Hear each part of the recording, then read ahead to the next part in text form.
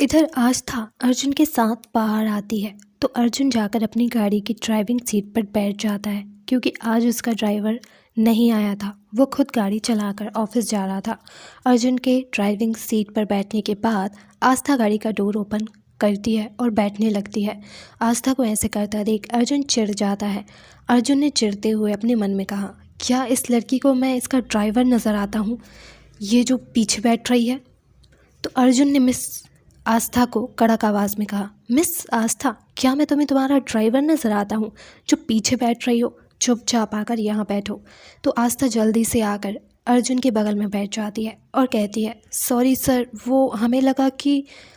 अर्जुन ने टोंट मारते हुए कहा, क्या लगा कि मैं तुम्हारा ड्राइवर हूँ? आस्था ने ना में अपना सिर हिलाते हुए कहा, नहीं नहीं सर, हमने ऐसा कब कहा? हमें लगा कि अगर हम आपके साथ बैठेंगे तो शायद आपको अच्छा नहीं लगेगा, इसलिए हमने पीछे बैठना बेहतर समझा था। अर्जुन ने आस्था को ताना मारते हुए कहा, हाँ, इसलिए तुम मुझे ड्राइवर बनाने पर उतारू हो गई हो और तुमने सोचा कि मुझे ड्राइवर बनाना उससे ज़्यादा अच्छा रहेगा ना? आस्था ने अपना सर ना में हिलाते हुए कहा, नहीं सर, हमारी ऐसी कोई इंटेंशन नहीं थी, आप हमें गलत समझ रहे हैं। अर्जुन ने अपनी सीट बेल्ट लगाते हुए कहा, ऑल राइट, अब मैं ये अपना सीट बेल्ट लगाओ। तो आस्था अपना सीट बेल्ट लगाने लगी मगर उससे अपना सीट बेल्ट लग ही नहीं रहा था। तो अर्जुन उसकी तरफ झुककर उसका सीट बेल्ट लगाने लगता है। तो आस्था एकदम से उसकी तरफ मुड़ जाती है और उन दोनों के लिप्स आपस में टच हो जाते हैं, जिससे आस्था की आंखें बड़ी बड़ी हो जाती हैं और दोनों के दिलों की धड़कनें बढ़ जाती हैं। वो एक दूसरे की दिलों की धड़कनें सुन सकते थे। अर्जुन जल्दी से आस्था से दूर होता है और गाड़ी स्टार्ट करके वहाँ से निकल जाता है। तो वहीं आस्था का चेहरा शर्म से पूरा लाल हो चुका था। वो खिड़की के बाहर देखने लगती है। उन दोनों के बीच एक ऑकवर्ड सिचुएशन बन गई थी। तभी अर्जुन उस ऑकवर्ड सिचुएशन को तोड़ते हुए एफएम चालू कर देता है। तो एफएम पर एक रोमांटिक सॉन्ग चल रहा था, भीगे होठ तेरे।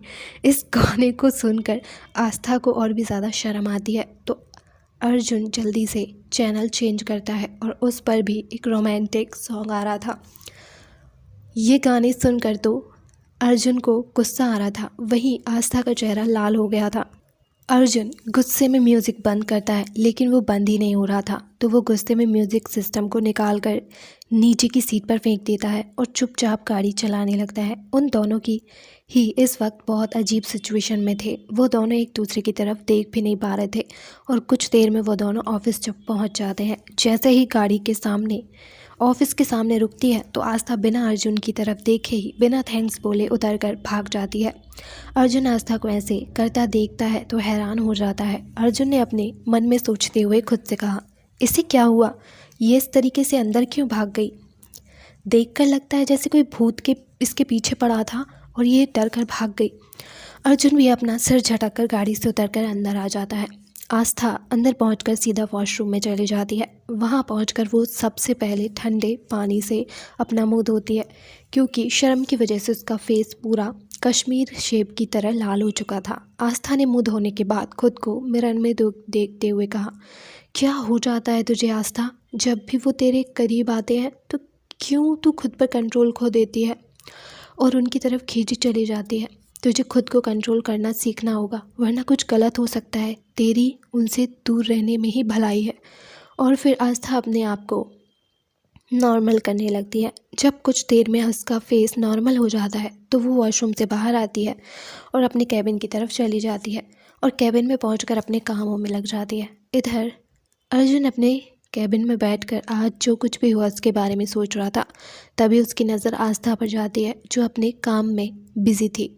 अर्जुन ने अपने मन में सोचते हुए कहा, पता नहीं क्यों जब भी मैं आस्था के आसपास होता हूँ तो मैं उसकी तरफ खींचा चला जाता हूँ। ऐसा क्या है इस लड़की में कि जब भी ये मेरे करीब होती है तो मुझे एक अजीब सा एहसास होता है, ऐसा एहसास जो आज तक कभी किसी के साथ नहीं हुआ।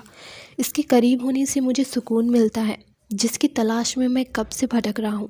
कभी कभी तो मुझे लगता है कि ये लड़की मुझे पागल करके छोड़ेगी। तभी अर्जुन के कैबिन का डोर नॉक होता है। अर्जुन ने आस्था से ध्यान हटाते हुए कहा, कम इन। तो अमन अंदर आया। अमन को देखकर अर्जुन ने कहा, क्या हुआ अमन, तुम इस वक्त यहाँ कुछ काम था? अमन ने अर्जुन से कहा, हाँ, वो अनु इंडिया वापस आ रही है और वो चाहती है कि तू उसे और एयरपोर्ट लेने आए और अपने साथ अपने घर लेकर जाए, क्योंकि वो कुछ दिनों तेरे साथ रहना चाहती है। तभी अर्जुन की नज़र आस्था पर जाती है तो वो अमन से कहता है। अर्जुन ने अपने अमन से मना करते हुए कहा, उसे फ़ोन करके मना कर देना, अभी वो मेरे साथ नहीं रह सकती क्योंकि अभी मैं बिज़ी हूँ। फ़िलहाल उसे बोलो कि वो दादी के साथ रहकर फ्री हो जाऊँगा तो मैं उसे बुला लूँगा मेरे साथ रहने के लिए। अमन ने अर्जुन से कहा, ये बात तो तू खुद उसे फ़ोन करके बता सकता है ना, तो तू मुझे क्यों बोल रहा है? तू खुद फ़ोन करके बता दे। अर्जुन ने अमन को समझाते हुए कहा, तुझे अच्छे से पता है कि अगर मैंने उसे फ़ोन पर ये सब बोला तो वो फ़ोन पर ही उसका इमोशनल ड्रामा शुरू हो जाएगा और वो मुझे पका देगी। मैं उसे मना नहीं कर पाऊँगा। अमन ने हंसते हुए कहा, चल कोई तो है जिसके सामने तेरी नहीं जलती, नहीं तो मुझे तो लगा था कि कोई तुझसे जीत ही नहीं सकता। अर्जुन ने अमन से थोड़ा गुस्से में कहा, तू यहाँ से चुपचाप जाएगा या मैं खुद तुझे उठाकर फेंक दूँ? अमन ने अर्जुन से कहा, क्या हुआ, तू इतना ज़्यादा गुस्से में क्यों है? मैं कुछ गलत थोड़ी बोल रहा हूँ। अगर कोई तुझे अनु के साथ देखेगा तो किसी को भी यकीन नहीं होगा कि तू भी किसी के साथ प्यार से बात कर सकता है। तू अनु के अलावा किसी से प्यार से बात नहीं करता, सबके साथ ऐसे बात करता है जैसे सब तेरे दुश्मन है। वैसे तुझसे इस बारे में बात करने का कोई फ़ायदा है नहीं। अच्छा चल ठीक है, मैं चाहता हूँ, नहीं तो पता नहीं तेरा गुस्सा मेरे सर पर फोड़ डालेगी वो। और अमन वहाँ से चला गया। तभी आस्था अर्जुन के कैबिन में आई तो अमन से टकरा जाती है और उसके हाथ से सारी फाइल नीचे गिर जाती है और वो अमन को बिना देखे ही फाइल उठाने लगती है। आस्था ने खुद में बड़बड़ाते हुए कहा, लगता है आज का पूरा दिन ही खराब है। पहले सुबह सुबह उस खड़ूस की शक्ल देखनी पड़ी, फिर ऑफिस भी उसके साथ आना पड़ा और अब ये सब, और पता नहीं क्या क्या होगा आज के दिन मेरे साथ। अमन आस्था की बातें बड़े ध्यान से सुन रहा था और वो आस्था से पूछता है कि कौन खड़ूस? आस्था इस बात पर ध्यान नहीं देती और सामने कौन खड़ा है, और वही आस्था ने अपनी फाइल उठाते हुए कहा, वही खड़ूस अकड़ू बदतमीज़ राक्षस अर्जुन सिंह राठौर।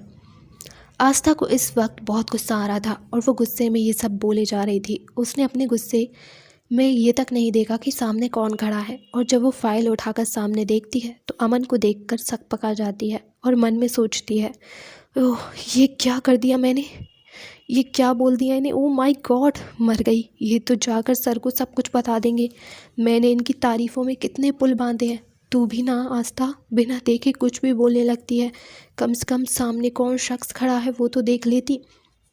भाई अमन आस्था के मुंह से अर्जुन के लिए ऐसे नाम सुनकर मन ही मन हंस रहा था, लेकिन उसने अपने फेस पर आने नहीं दिया। वो थोड़ी सख्त आवाज़ में बोला, क्या कहा तुमने, किस किस नाम से बुलाया अर्जुन को? तो आस्था ने थोड़ा हकलाते हुए कहा, सर वो मैं। अमन ने फिर कड़क आवाज़ में कहा, वो मैं क्या? मैंने पूछा क्या क्या कहकर बुलाया तुमने उसे? आस्था मासूम सा फेस बनाकर बोली, सर वो खड़ूस अकड़ू बदतमीज़ राक्षस। आस्था को इस तरह मुंह बनाता देख अमन की हंसी छूट जाती है।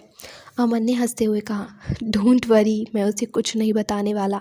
तो आस्था ने एक गहरी सांस लेते हुए कहा, thank you so much sir.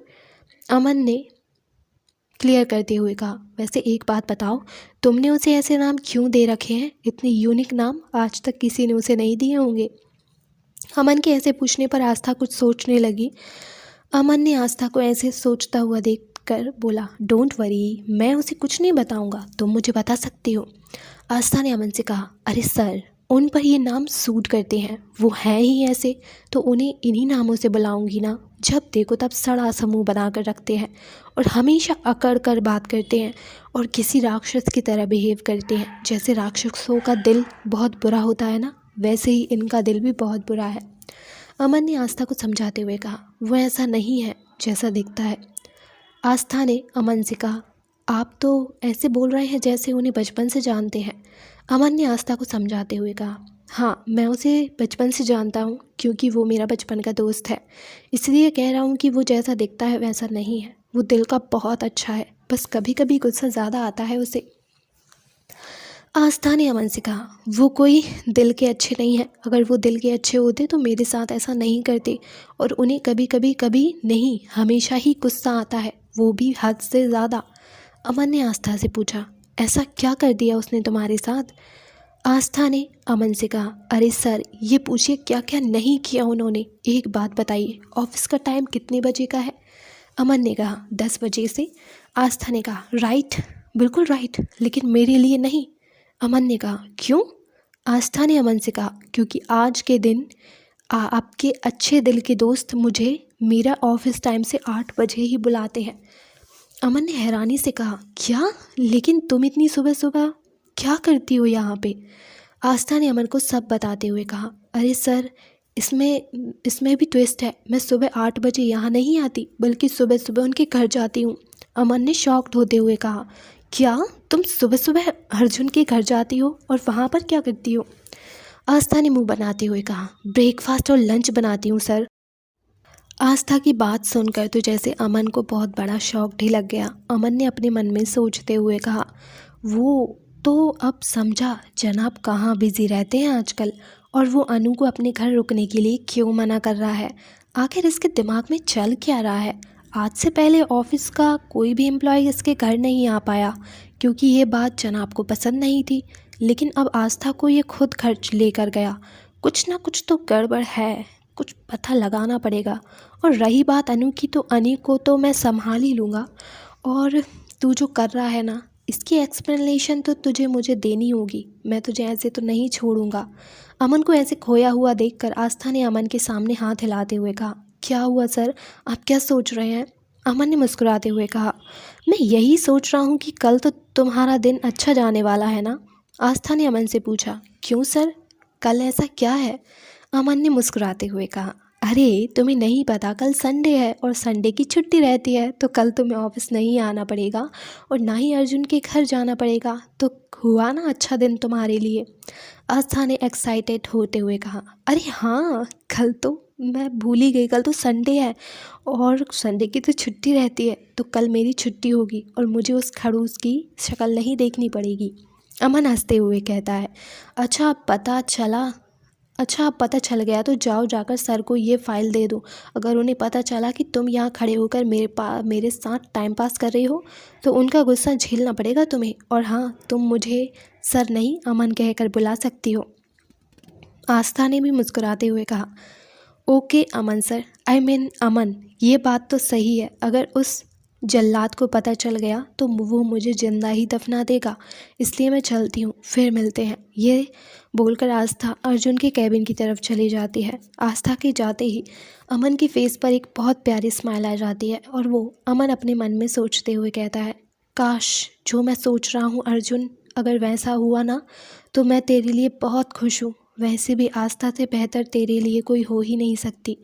वो बहुत अच्छी लड़की है। बस तू भी अपने ईगो को छोड़कर ये मान ले कि आस्था से बेहतर तेरे लिए और कोई नहीं हो सकता। मैं भगवान से प्रार्थना करूँगा कि तुझे भी जल्दी रियलाइज़ हो जाए। और फिर अमन मुस्कुराते हुए वहाँ से चला गया। जब आस्था अर्जुन के कैबिन में जा रही थी तो वो ये सोचकर खुश हो रही थी कि कल संडे है और उसे ऑफिस नहीं आना पड़ेगा, पर उसे पता नहीं था कि उसकी ये खुशी ज़्यादा देर तक नहीं रहने वाली। आस्था ने अर्जुन के सामने खड़े होकर अब पोलाइट होकर कहा, सर ये कुछ फ़ाइल आपके साइन के लिए। अर्जुन ने किसी दूसरी फाइल में देखते हुए कहा, रख दो, मैं देखकर साइन कर दूंगा। आस्था ने पोलाइटली कहा, ओके सर। अच्छा सर, और कोई काम तो हो बताइए मुझे। आस्था के इस तरह पूछने पर अर्जुन आस्था की तरफ देखता है तो आस्था अर्जुन को देखकर स्माइल कर देती है। अर्जुन आस्था के इस बिहेवियर को देखकर थोड़ा कंफ्यूज था और अर्जुन ने अपने मन में सोचते हुए खुद से कहा, इसे क्या हुआ जो ऐसे बिहेव कर रही है? कहीं इसके सर पर चोट तो नहीं आई? कहीं ये पागल तो नहीं हो गई जो इतनी अच्छे से बात कर रही है मुझसे? नहीं तो ये हमेशा मुझसे ऐसे बात करती है जैसे मैं इसका सबसे बड़ा दुश्मन हूँ। और फिर अर्जुन ने आस्था को देखते हुए कहा, अभी तो कोई काम नहीं है फ़िलहाल, पर जब होगा तब मैं तुम्हें बता दूंगा। तो आस्था वहाँ से चली जाती है। आस्था के जाने के बाद अर्जुन फिर से अपने कामों में बिजी हो जाता है। आस्था भी अपने कैबिन में जाकर अपना काम करने लगती है। ऐसे ही ऑफिस का टाइम ख़त्म हो जाता है। जब आस्था अपनी घड़ी देखती है तो ऑफिस टाइम ओवर हो चुका था। वो खुश होते हुए अपने कैबिन से निकल जाती है। कैबिन से निकलने के बाद आस्था तनु के पास जाती है। तनु के पास पहुंचकर आस्था खुशी से तनु को गले लगाकर आस्था को ऐसे खुश देखकर तनु उसे गले लगाकर कहती है, क्या हुआ, आज इतनी खुश है मेरी ब्यूटीफुल। आस्था ने मुस्कुराते हुए कहा, आज मैं इसलिए खुश हूँ क्योंकि कल संडे है। तनु ने मुंह बनाते हुए कहा, हाँ तो इसमें इतनी खुश होने वाली कौन सी बात है, संडे तो हर हफ्ते आता है और तू इतना खुश क्यों हो रही है। आस्था ने तनु को समझाते हुए कहा, देख मुझे भी पता है कि संडे हफ्ते में हर बार आता है, लेकिन कल का संडे मेरे लिए बहुत ख़ास है क्योंकि कल मुझे ऑफिस नहीं आना होगा, साथ ही साथ उस खड़ूस की शक्ल भी नहीं देखनी पड़ेगी। आस्था ने काफ़ी एक्साइटेड होते हुए ये कहा था। तनु को फिर से गले लगाते हुए कहा, मैं बहुत खुश हूँ, कल मुझे उस खड़ूस की शक्ल नहीं देखनी पड़ेगी। तभी पीछे से कोई उससे पूछता है, किसकी शक्ल नहीं देखनी पड़ेगी तुम्हें। तो आस्था ने उसी तरह खुशी से कहा, अरे वही खड़ूस सिंह राठौर की, और किसकी। ये सब बोलते वक्त आस्था ने पीछे नहीं देखा था कि ये सवाल किसने पूछा है, क्योंकि तनु को गले लगाने की वजह से आस्था पीठ के पीछे खड़े इंसान को नहीं देख पा रही थी। लेकिन उस इंसान को देखकर तो तनु के होश ही उड़ गए थे। उस इंसान को देखकर तनु की शक्ल रोने जैसी हो गई थी। तो तनु जल्दी से आस्था को खुद से दूर करती है और तनु दूर होकर कहती है, क्या हुआ, तेरी शक्ल पर ऐसे 12 क्यों बज गए हैं, तेरी तबीयत तो ठीक है ना तनु। आस्था की बात सुनकर तनु अपनी आंखों से इशारा करते हैं जिस तरफ आवाज़ आई थी, और जब आस्था उस तरफ देखती है तो उसके चेहरे पर भी 12 बज चुके थे, क्योंकि सामने और कोई नहीं हमारे अर्जुन खड़े थे, और वो भी काफ़ी ज़्यादा गुस्से में, जिसे देखकर आस्था ने रोनी सी सूरत बनाकर अपने मन में सोचते हुए कहा, मर गए, लगता है इस खड़ूस ने सब कुछ सुन लिया, अब पता नहीं ये जल्लाद मेरे साथ क्या करेगा। मैं भी बिना सोचे समझे आज कुछ भी बोल रही हूँ, मेरा दिन इतना ख़राब कैसे जा सकता है भगवान जी। अर्जुन ने गुस्से में आस्था को घूरा और वहीं अर्जुन के पीछे खड़ा अमन मन ही मन हंस रहा था। अर्जुन ने गुस्से में आस्था को घूरते हुए कहा, मिस आस्था, कल आप टाइम से अपनी ड्यूटी के लिए पहुंच जाइएगा। अगर आप कल टाइम पर नहीं पहुंची तो मुझे आपकी पनिशमेंट बढ़ानी पड़ेगी। आस्था ने मुंह लटकाते हुए कहा, लेकिन सर कल तो संडे है ना, और संडे को तो ऑफिस की छुट्टी रहती है, तो कल मेरी छुट्टी क्यों नहीं है। अर्जुन ने गुस्से में कहा, नहीं तुम्हारी कोई छुट्टी नहीं है, तुम कल भी आओगी समझी, और अगर तुम नहीं आई तो तुम्हें पता है मैं तुम्हारे साथ क्या करूँगा। आस्था ने अर्जुन से कहा, पर सर। अर्जुन ने आस्था की बात को बीच में काटते हुए कहा, मुझे कोई एक्सप्लेनेशन नहीं चाहिए समझी, तुम्हें कल टाइम पर आना है तो बस आना है, मुझे और कुछ नहीं सुनना। ये बोलकर अर्जुन वहाँ से चला जाता है। अर्जुन के जाते ही अमन ने आस्था के ऊपर हंसते हुए कहा, कल के लिए ऑल द बेस्ट, अब पता नहीं कल वो तुम्हारे साथ क्या करेगा। ये बोलकर अमन भी वहाँ से चला जाता है। अमन के जाते ही आस्था ने रोनी सी सूरत बनाकर कहा, ऐसा मेरे साथ ही क्यों होता है, हमेशा कोई ना कोई मुसीबत आकर खड़ी हो जाती है। तनु ने हंसते हुए कहा, क्योंकि तूने खुद जानबूझकर अपने पैर पर कुल्हाड़ी मारी है। वैसे लोग अपने पैर पर कुल्हाड़ी मारते हैं, लेकिन तूने तो कुल्हाड़ी पर पैर मारा है, अब भुगतो मेरी जान। आस्था ने रोनी सी शक्ल बनाकर कहा, मुझे क्या पता था वो खड़ूस मेरे पीछे है। अगर उस जल्लाद की सारी बातें मैंने नहीं मानी तो पता नहीं वो क्या करेगा, और उसने मेरी सारी बात सुन ली होंगी तो कल पता नहीं मेरे साथ क्या होगा। तनु ने आस्था को समझाते हुए कहा, इसलिए बोलती हूँ कि थोड़ा सोच समझ कर बोला कर, लेकिन नहीं, तुझे तो किसी की भी नहीं सुननी, जो मुंह में आया बक दिया। और क्या ज़रूरत थी इतना ज़्यादा ओवर एक्साइटेड होने की एक्साइटमेंट के चक्कर में देखा आसपास के कोई खड़ा लोग क्या सोच रहा है, तुझे कुछ समझ नहीं आता, जो मुंह में आता है वो बोलती है। आस्था ने तनु से नाराज़ होते हुए कहा, कैसी दोस्त है यार तू, अपनी दोस्त की हिम्मत बढ़ाने की बजाय उसे ताने मार रही है कि मेरी ही गलती है। तनु ने आस्था से पूछा, और किस काम के लिए तुझे आप हिम्मत बढ़ाऊं? आस्था ने मुंह लटकाते हुए कहा, उस खड़ूस को झेलने के लिए मुझे थोड़ी हिम्मत चाहिए यार। तनु ने चिल मारते हुए कहा, सर को तो तू झेल ही लेगी, अगर तुझ में शर को झेलने की हिम्मत नहीं होती तो तू उनके पंगे ही नहीं लेती, तो मुझे हिम्मत बढ़ाने की क्या ज़रूरत है तुझे, तेरे पास ऑलरेडी काफ़ी ज़्यादा हिम्मत है मेरी जान, सो डोंट वरी, सर को तू आराम से झेल सकती है। क्योंकि तू बहुत बड़े बड़े पंगे कर चुकी है सर के साथ। आस्था ने तनु को धमकाते हुए कहा, मुझ में इतनी हिम्मत है कि मैं तुझे पीट पीट कर अधमरा कर सकती हूँ, देखना चाहेगी? तनु ने मना करते हुए कहा, नहीं नहीं, फ़िलहाल हमें घर के लिए लेट हो रहा है तो घर चलते हैं। और रही बात तेरी हिम्मत की, तो मुझे पता है तुझ में कितनी हिम्मत है। और फिर वो दोनों घर के लिए निकल जाते हैं। घर पहुंचकर आस्था पहले अपने रूम में फ़्रेश होने जाती है और फिर नीचे हॉल में आकर शिवी के पास बैठ जाती है। शिवी अपने फ़ोन में कुछ कर रही थी तो आस्था शिवी के हाथ से फ़ोन छीन लेती है। आस्था के ऐसे करने से, शिवी के हाथ से फ़ोन छीन लेने से शिवी चिढ़ जाती है और शिवी चिढ़ते हुए कहती है, दी क्या कर रही हैं आप, मुझे फ़ोन वापस दीजिए। आस्था ने मना करते हुए कहा, नहीं, हम फ़ोन वापस नहीं करेंगे। इतना फ़ोन चलाना सही नहीं रहता शिवी, जब देखो तब फ़ोन में लगी रहती हो। शिवी ने आस्था से कहा, अच्छा एक बात बताइए, अगर मैं फ़ोन नहीं चलाऊं तो क्या करूं पूरा दिन?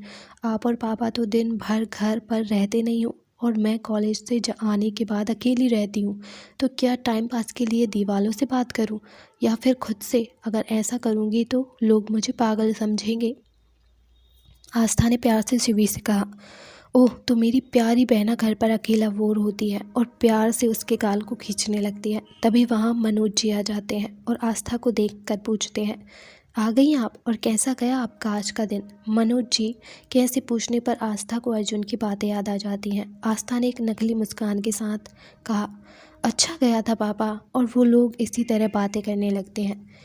वहीं दूसरी तरफ अर्जुन के घर पर अर्जुन सोफे पर बैठकर अपने लैपटॉप में कुछ काम कर रहा था और अमन उसके बगल में बैठा हुआ था। तभी एक सर्वेंट अर्जुन और अमन के लिए कॉफ़ी लेकर आता है तो अमन उससे कॉफ़ी लेकर अर्जुन को दे देता है और दूसरा कप खुद के लिए ले लेता है।